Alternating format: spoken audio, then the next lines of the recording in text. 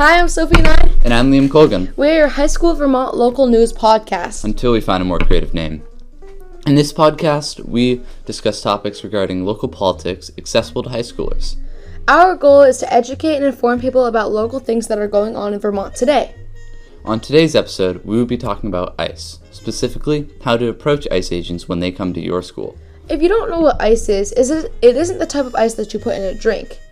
ICE stands for the U.S. Immigration and Customs Enforcement. This is a federal agency in the Department of Homeland Security. They enforce customs and immigration law. The agency has an $8 billion annual budget, which is spent mainly towards three directorates: Homeland Security Investigations, HSI, Enforcement Removal Operations, ERO, and the Office of the Principal Legal Advisor. OPLA. Management and Administration is the fourth directorate that supports and helps enforce the three branches to achieve ICE's agenda. The extremely unfortunate part about ICE, and the reason that Liam and I are covering this topic today, is because ICE recently has been going to schools and taking children of immigrant families and even American students out of school and deporting them.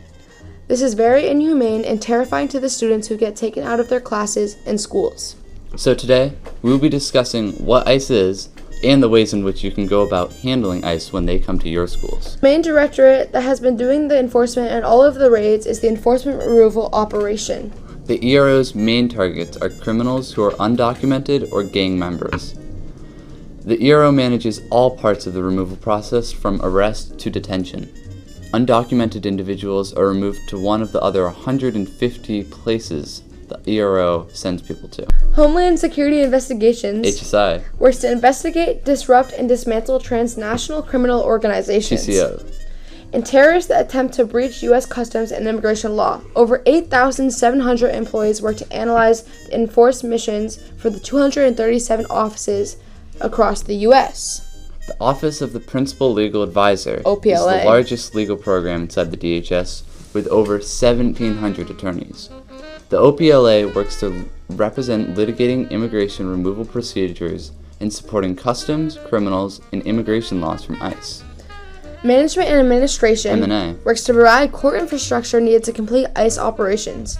M&A analyzes the agency's performance and accordingly budgets, recruits, executes policies, and provides the technology needed for ICE operations. As you can see, the multiple directorates that form the U.S. Immigration and Customs Enforcement work together to efficiently coordinate operations to remove illegal criminals from our country.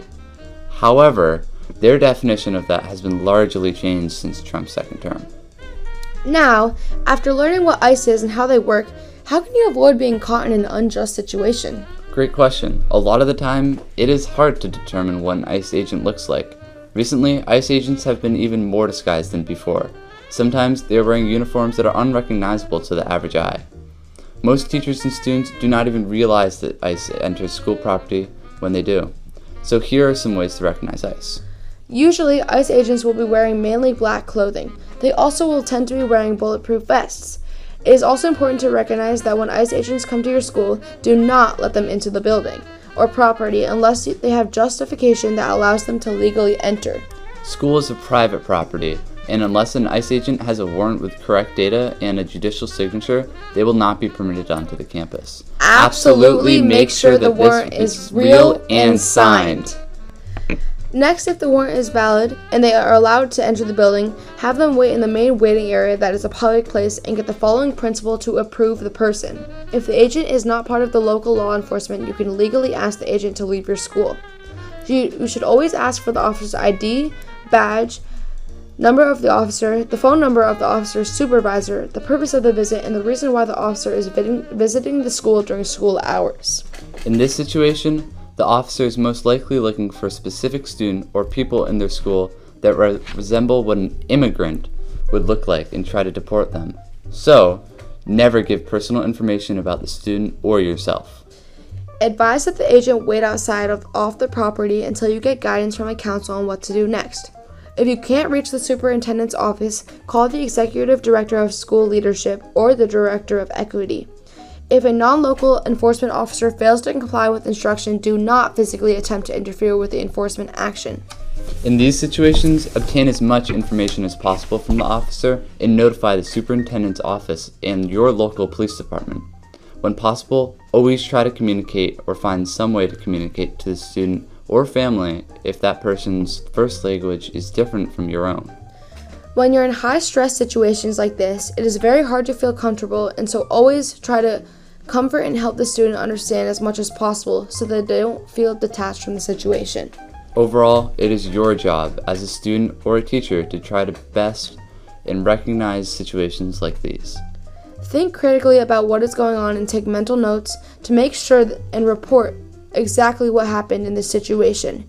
Remember to never let people in your school unless they get permission and have the right qualifications. If you have more questions about how to talk to ICE when they come to your school, we have a couple of websites on our blog that can connect you to valuable information that is important to look at to ensure that you know how to approach and handle ICE raids at your school. You can also email us down below for any specific questions.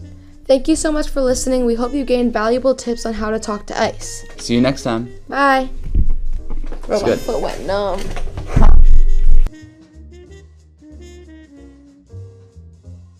Main director that has been doing all of what? Why are you lost? I don't know. Huh? Homeland Security investigations